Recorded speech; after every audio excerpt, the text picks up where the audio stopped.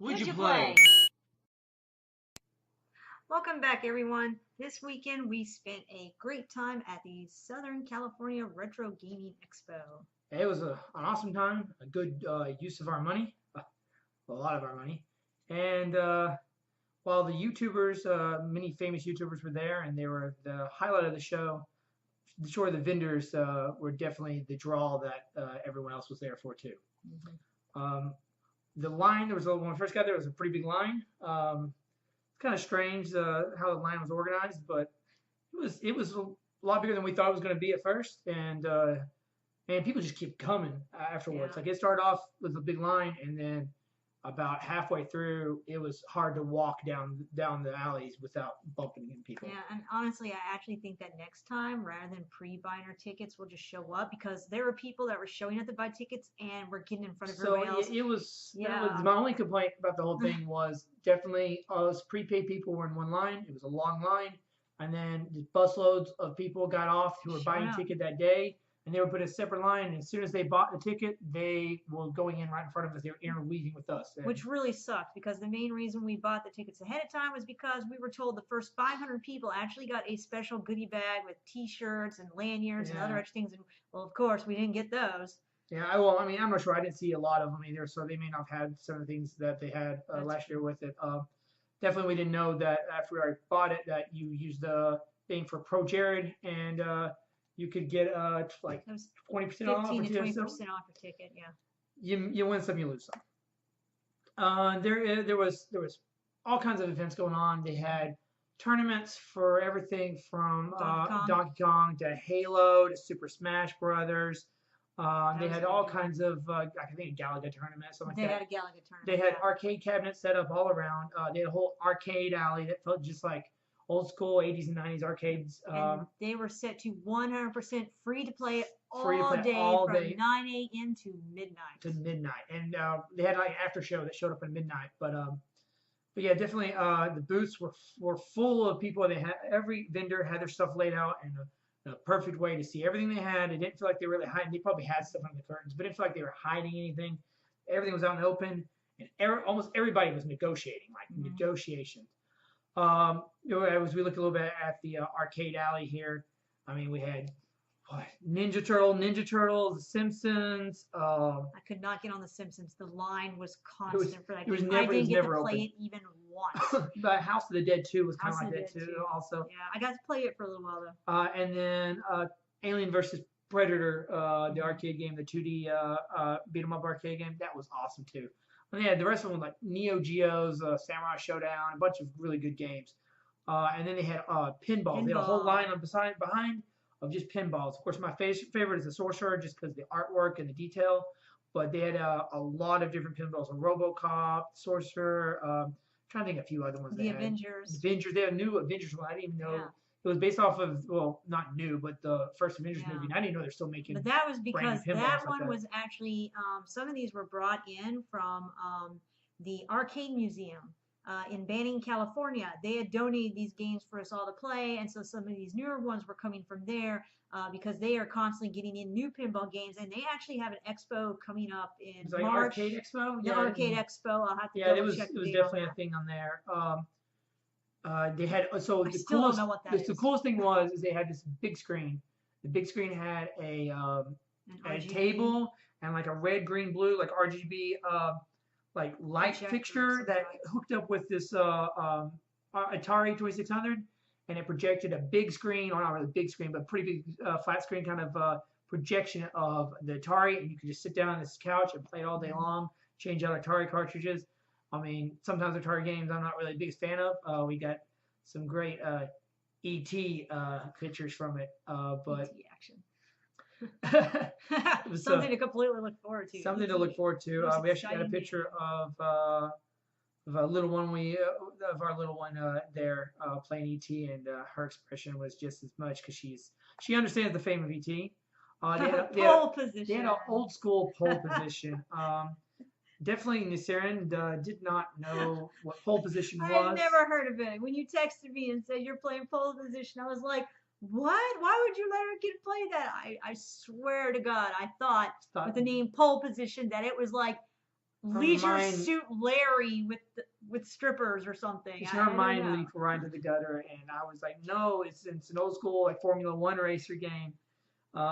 Definitely after she played it, she was like, oh, I get it now, but not at first.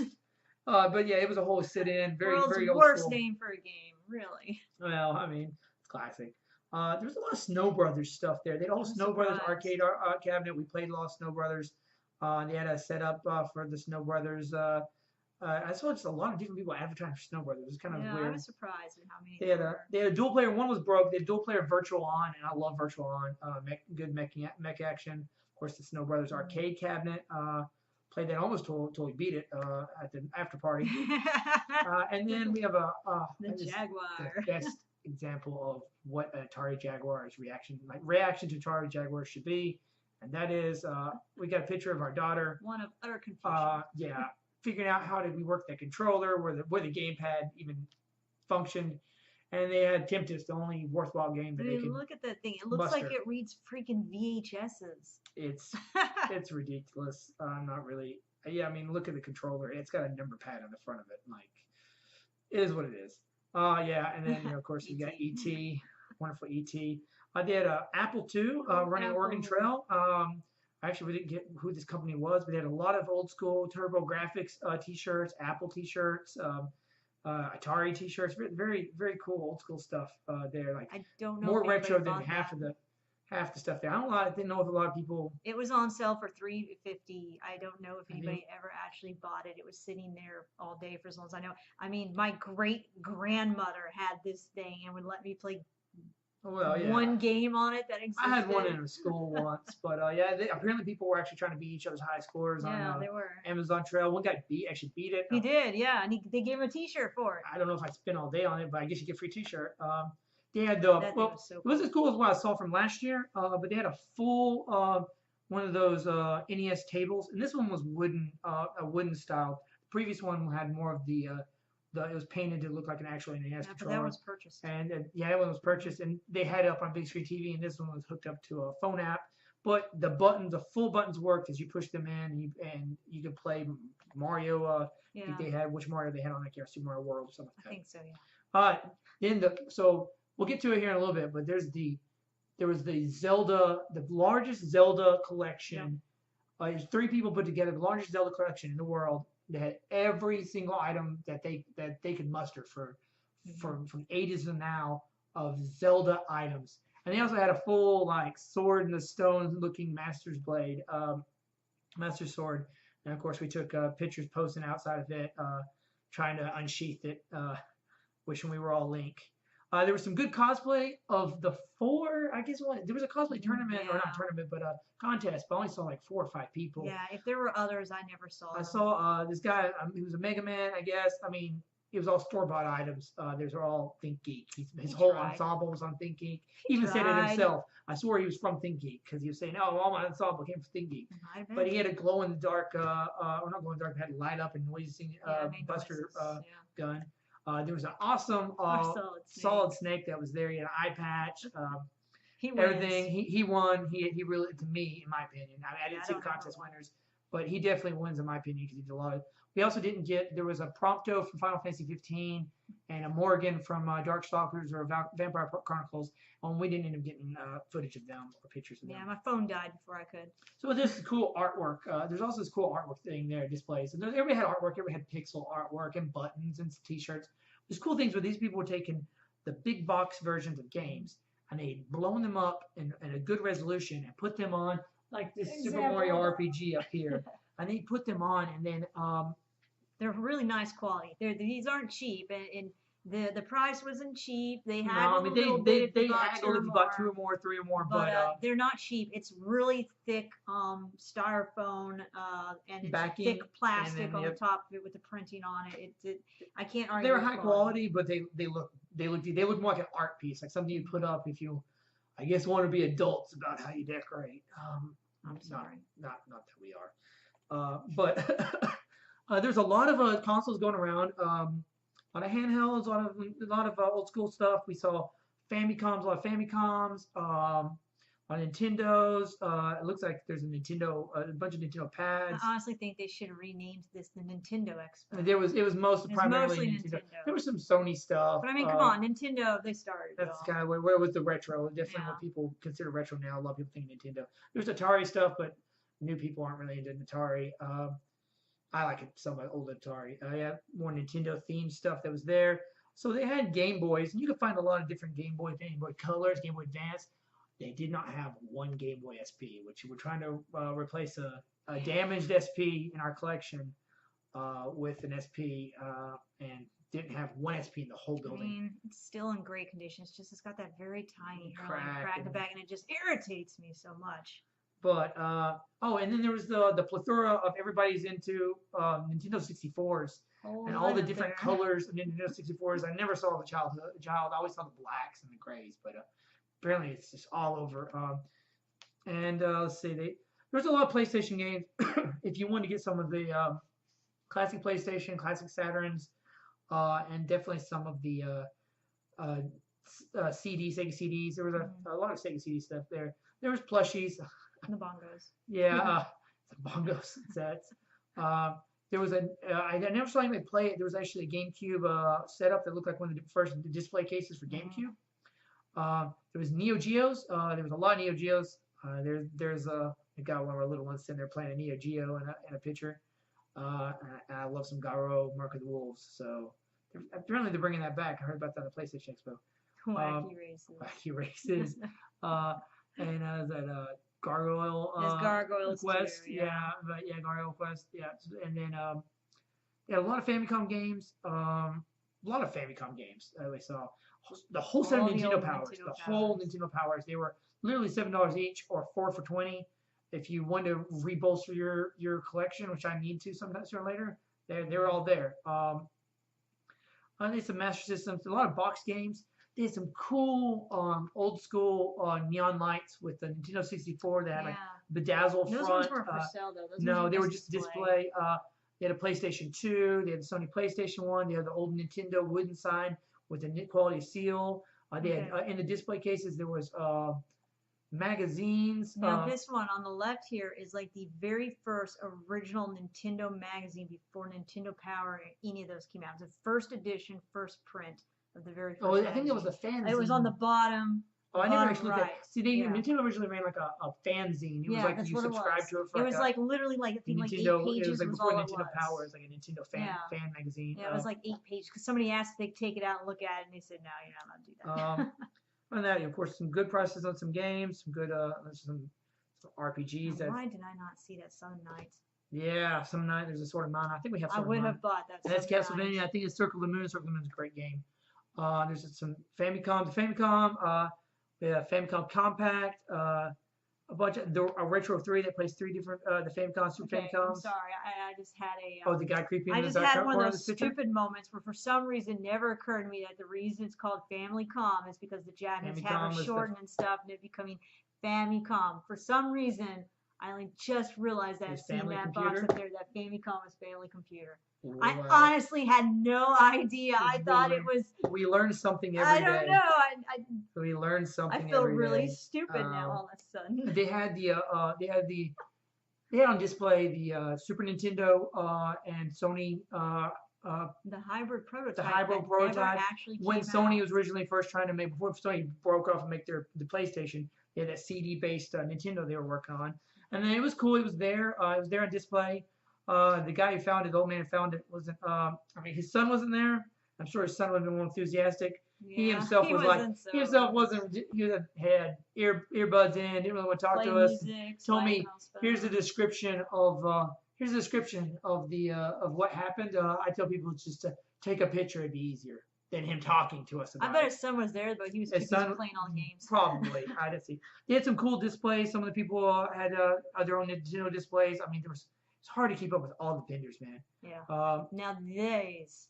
Oh, some of the glass displays had really expensive things like $900 the Sega CD ones. KO $900. Snatchers $450. Exile over here was $150. Exile was expensive. I really wish I had Exile. Yeah, there's a Suikoden 2, which I'm so glad I own that game because it keeps going up in price every time I see it. I don't think it's worth $125, more like $80. I saw somewhere else for $80. There's an Ogre Battle for Famicom. And it was disc based. It came with 4 floppies. Should have bought that. And yeah, should have bought that. Should have bought it. It was just one of the things. But we only had so much money. Yeah, the Turbo Play and Turbo Force for the Turbo Graphics magazines there. A lot of Turbo Graphics fans there. I'm guessing. I don't know who's the Turbo Graphics fan. I've always kind of wanted one, but PC Engine or Turbo Graphics, but never really got into that. Got some good photos of us posting that stuff. They did have a 3DO there, and the only good 3DO game, knock on wood in case any other fans kind of attack me, the only good 3DO games I know of, which was the Street Fighter for 3DO, but they had that there and playing some more import games. Soul Blader. Yeah, Soul Blader. They had a bunch of like Romancing Saga, Live Alive, really awesome games. They were doing more than import prices on those. And then of course the real show was done by the YouTubers, and the YouTubers were there.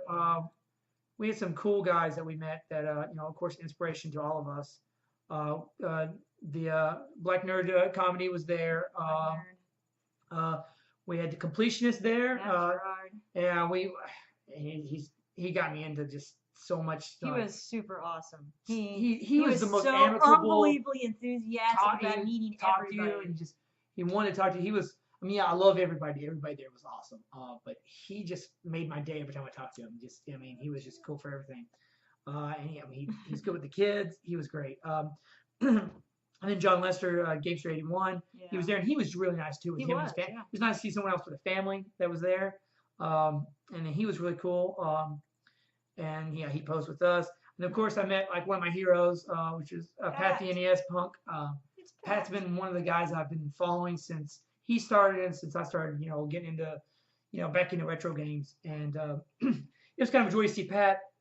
We didn't buy it, unfortunately. But Pat had a book, and I'll buy Pat if you ever watch this video, I will buy that online as soon as please sign it. Yeah, we really regretted not buying while we were there, but we only had so much money. We had budgeted ourselves, and it was $60, but it was an amazing $60 worth. Yeah, a compendium of everything Nintendo, of the original NES, and he literally goes through a blurt about every it's for collectors. And I think he owns a complete collection of all Nintendo or something like that.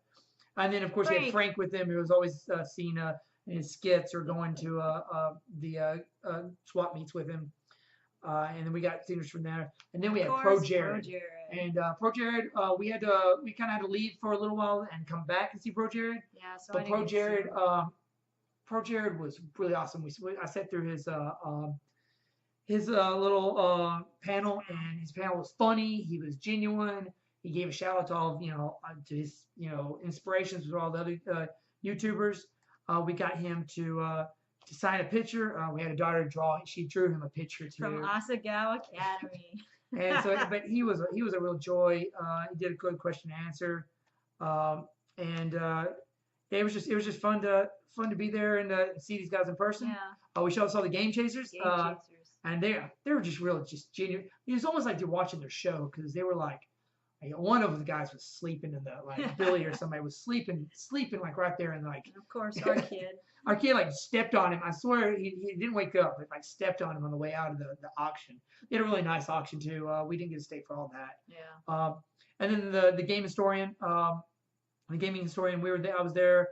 I talked to him a bit, and he just had it was like talking to him, like to see in the videos. He had a real cool, calm approach to everything. So it was fun. Yeah. In the end, except for I think about 2 individuals, we had everybody sign our poster, and it's going to go up on our wall as like an inspiration for every video we have from here on out. So this was really a great time. And then we'll have some footage for the big Zelda thing come up soon.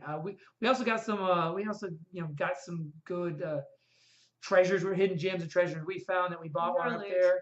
Our loot, and we'll make a little video showing what loot we got and explaining some of the cool import games and stuff I got. My cool Famicom game that I bought. Oh yeah, embarrassingly enough, there was a Famicom wizardry game, and someone thought, for some reason, I guess it just Freudian slip, said, oh, yeah, it's an Atari game. I was like, it was awful. Well, I didn't even know that Famicom meant family computer. So yeah, there we go. But you learn something every day. But yeah, we had a great time at the Southern California Retro Expo, and man, we'll definitely go again next year if we have the opportunity. It was an awesome time. It was.